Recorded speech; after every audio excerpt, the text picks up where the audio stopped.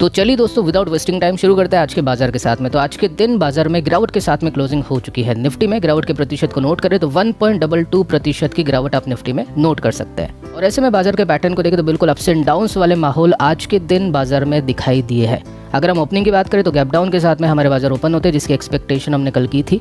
उसके बाद में अच्छी खासी बाइंग आती है, बट वापस से सॉलिड मंदी आती है और छोटी मोटी बाइंग के साथ में बाजार में क्लोजिंग हो जाती है। सॉलिड अप्स एंड डाउन्स के मोमेंट के पीछे का रीजन है डाउ जोन्स का फ्यूचर।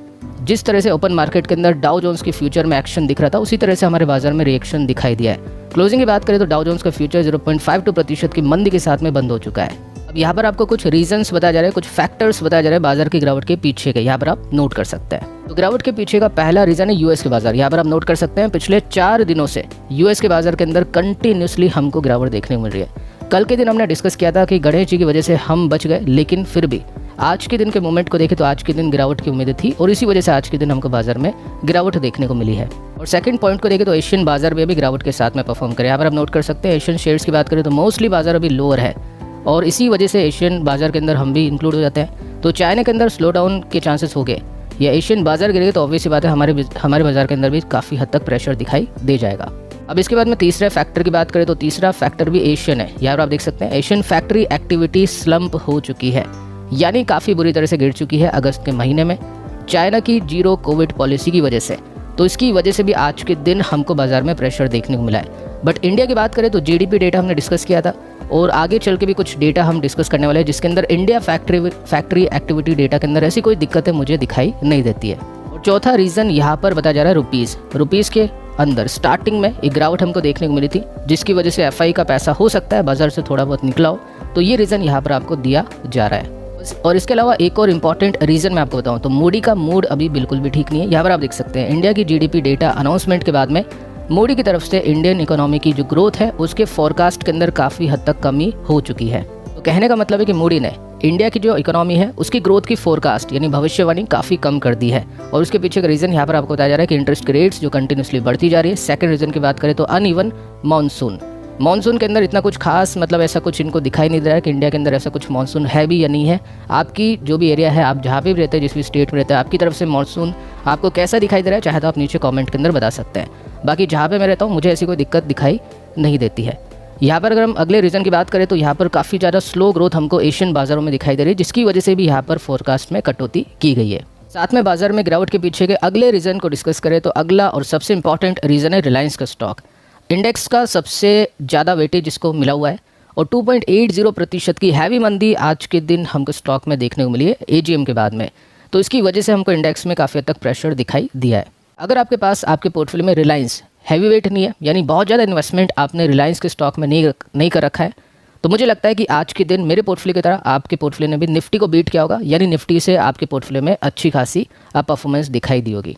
तो एक न्यूज़ मैंने आपको कल के दिन प्रोवाइड की थी रिलायंस के बारे में कि रिलायंस ने कैंपा कोला को खरीद लिया अपने एफएमसीजी सेगमेंट को एक्सपेंड करने के लिए। तो कल के दिन आपके काफ़ी सारे कमेंट आ रहे थे कि सर कैंपा कोला के बारे में तो हमने सुना ही नहीं। अभी के समय इतना कुछ खास फेमस नहीं है, बट एक समय ऐसा था जिसमें बहुत ज़्यादा फेमस था। आप देख सकते हैं, मतलब ये बहुत पुराना ब्रांड है और इसकी ब्रांडिंग अगर हम कुछ हद तक देखें तो कोको कोला की तरह यहाँ पर आपको दिखाई देती है। इसके बाद में दोस्तों इनका एक और ब्रांड है जिसका नाम है सोसियो।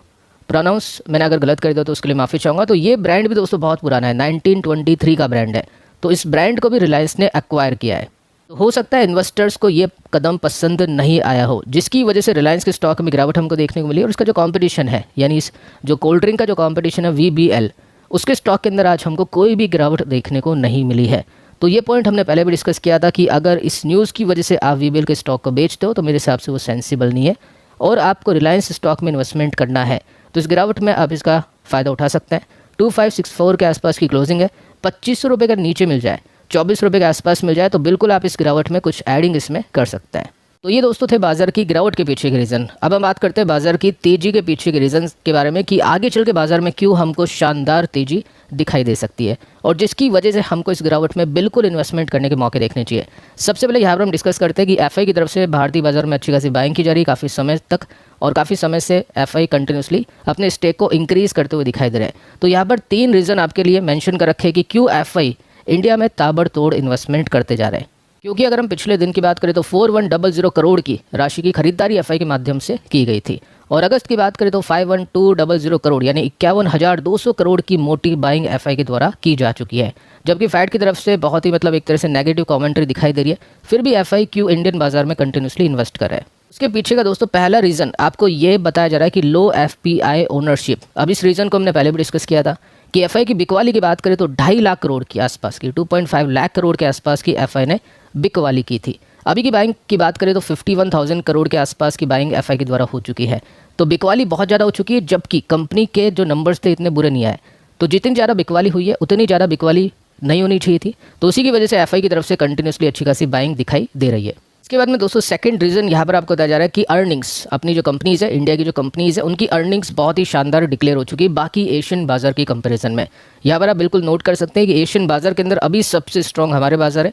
जबकि चाइना की बात करें तो चाइना के अंदर काफ़ी सारी प्रॉब्लम्स दिखाई दे रही है। तो हो सकता है कि बाजार में इन्वेस्टमेंट इस वजह से आएगा कि चाइना को अगर इन्वेस्टमेंट के लिए चूज़ करना होगा एफआई को, तो वो वहाँ पे 10 बार सोचेगी। बट इंडिया के लिए यहाँ पर ऐसी कोई सोचने वाली चिंता नहीं है। इसके बाद में दोस्तों अगला रीज़न है मैक्रो। इसके अंदर आपको ये बताया जा रहा है कि आरबीआई की तरफ से इतनी कुछ खास सख्ती यहाँ पर नहीं बरती जाएगी जितनी सख्ती हमको फैड की तरफ से यूएस में दिखाई दे रही है। क्योंकि इन्फ्लेशन की बात करें तो यूएस के कंपैरिजन में हमारा इन्फ्लेशन काफ़ी कम है, जिसकी वजह से रेट यहाँ पर ज़्यादा हाइक नहीं होगी और उसकी वजह से इंडिया में अच्छा खासा इन्वेस्टमेंट आ सकता है। और रेट ज़्यादा हाइक नहीं होगी तो रुपीज़ के टूटने के चांसेस भी काफ़ी कम हो गए और जिसकी वजह से एफआई यहाँ पर अच्छा खासा इन्वेस्टमेंट कर सकता है। तो ये 3 रीजंस यहाँ पर आपको बताएगा। इसके अलावा और कुछ मैं रीजंस आपके सामने यहाँ पर प्रस्तुत करना चाहूँगा। तो यहाँ पर आप नोट कर सकते हैं एक डेटा भी आउट हो चुका है जीएसटी कलेक्शन का, जो कि बहुत ही शानदार दिखाई दे रहा है।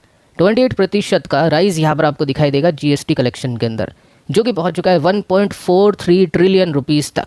और ये डेटा बहुत ही चौंकाने वाला है, बहुत ही आकर्षक है। और जितना जीएसटी कलेक्शन बढ़ता है इट मीन्स बाजार के अंदर सेलिंग हो रही है। मतलब सेलिंग का मतलब है कि कंपनीज अपने प्रोडक्ट्स को अच्छी तरह से बेच पा रहे हैं और इन्फ्लेशन का ऐसा कोई इशू दिखाई नहीं दे रहा है ग्राउंड लेवल पर। जैसे मैंने भी आपको काफ़ी बार डिस्कस किया था, कुछ कंपनीज़ के बारे में एग्जांपल देने की कोशिश की है कि जब भी मैं उनके स्टोर्स में जाता हूँ या फिर रेस्टोरेंट्स में जाता हूँ तो मुझे ऐसा कुछ लग नहीं रहा है ग्राउंड लेवल पर।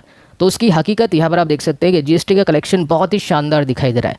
और सबसे अच्छी बात यहाँ पर यह है कि फेस्टिव सीजन आने वाला है, जिसकी वजह से ये मोमेंटम, ये ट्रेंड आपको कंटिन्यू रहता हुआ दिखाई देगा। तो मुझे पर्सनली ऐसा लग रहा है कि इतना भागने के बावजूद भी बाजार दिवाली तक यहाँ से भी और अच्छा परफॉर्म कर सकता है। अब देखते हैं कि दिवाली तक क्या होता है। इसके अलावा बाजार में तेजी आने के पीछे के एक और रीज़न को डिस्कस करें तो यहाँ पर आप नोट कर सकते हैं क्रूड ऑयल के प्राइसेस में कंटिन्यूसली हमको गिरावट दिखाई दे रही है। तो जिसकी वजह से बाजार के अंदर अच्छी खासी तेजी आ सकती है। कुछ कंपनीज़ है जिनके इन्फ्लेशन की प्रॉब्लम्स थी, जिसमें एफएमसीजी कंपनीज शामिल थी, कंज्यूमर कंपनीज शामिल थी, मैन्युफैक्चरिंग कंपनीज शामिल थी, जिसके स्टॉक्स की प्राइस में अच्छी खासी तेजी हो सकती है। इसके अलावा एक और तेजी के रीज़न को मैं आपके सामने रखूँ तो यहाँ पर आप देख सकते हैं ये भी एक लेटेस्ट डेटा आउट हो चुका है, 1 सितंबर की डेट है। और इंडिया की जो मैन्युफैक्चरिंग ग्रोथ है वो काफ़ी कमाल की दिखाई दी अगस्त के सेगमेंट के अंदर। जबकि यूएस की बात करें या बाकी कंट्रीज़ की बात करें तो वहाँ पर काफ़ी ज़्यादा स्लो डाउन है, बट इंडिया की बात करें तो ऐसा कुछ भी स्लो डाउन देखने को नहीं मिला है। इन्फ्लेशन के अंदर भी अच्छी खासी कमी दिखाई दी है। और इन सभी रीजंस की वजह से मुझे लगता है कि बाजार में अच्छी खासी तेजी यहाँ से देखने को मिलेगी। और इस गिरावट में बिल्कुल आपको भरपूर इन्वेस्टमेंट करने के मौके ही देखने चाहिए। अगर आपने आज के दिन नोट किया होगा तो मैन्युफैक्चरिंग वाली कंपनीज़ ने अपने पोर्टफोलियो को संभाला भी है। जबकि फाइनेंस कंपनीज़ की बात करें, आईटी कंपनीज़ की बात करें, यानी सर्विसेज कंपनीज़ की बात करें तो उनमें थोड़े बहुत प्रेशर देखने को मिला है। तो इस तरह की जो भी कंपनीज़ होती है, कंज्यूमर कंपनीज़ होती है, वो आपके पोर्टफोलियो में भरपूर मात्रा में होनी चाहिए। बहुत ही इंटरेस्टिंग पोल आपके सामने है, आईटी सेक्टर से ये रिलेटेड है और मुझे उम्मीद है कि आपके पोर्टफोलियो में आईटी सेक्टर हो गई। तो यहाँ पर एक पोल क्रिएट किया गया था मिंट की तरफ से कि मून लाइटिंग जो हमको देखने को मिली है। मून लाइटिंग का मतलब है कि अभी जो आईटी कंपनीज़ के जो एम्प्लॉयज़ है वो वर्क फ्रॉम होम कर रहे हैं। अब वो वर्क फ्रॉम होम करने के चक्कर में आईटी कंपनीज़ का भी काम करें, साथ में जब उनका टाइम बचता है तो वो किसी और कंपनी का भी काम करें अपनी अर्निंग्स को बढ़ाने के लिए। तो क्या ये मून लाइटिंग करना ठीक है या फिर नहीं है, एथिकल है या फिर नहीं है? तो मैक्सिमम जनता ने कमेंट किया था यहाँ पर पोल के अंदर कि 64.50% जनता आप देख सकते हैं उनको लग रहा है कि एथिकल है यानी ऐसा करना चाहिए। 23.40% लोगों ने कमेंट किया था कि नहीं, ऐसा नहीं करना चाहिए। अगर कोई किसी कंपनी में जॉब कर रहा है तो सिर्फ उसको उसी ही कंपनी का काम करना चाहिए, कोई और काम नहीं करना चाहिए।